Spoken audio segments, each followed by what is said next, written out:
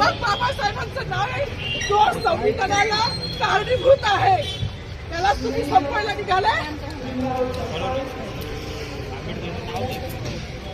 पालकमंत्र्यांची फार मोठी चूक आहे मॅडम, माफी मागणार नाही, पण पालकमंत्र्यांची चूक पदरात घ्यावी.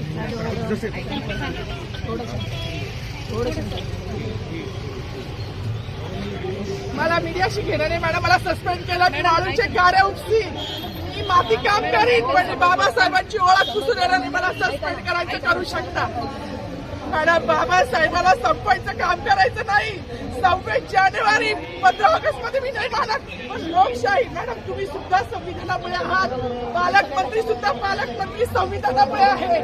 कोणताही जाती भेट नाही, सगळी समानता त्यांनी दिली आहे. बाबासाहेबांचं नाव आता तरी भाषणात येईल, मग तरी भाषणात येईल.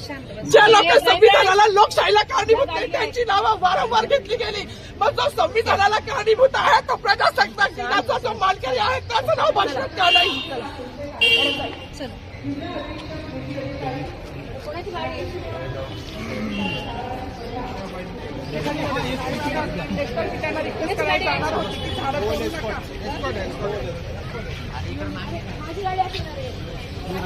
थोडी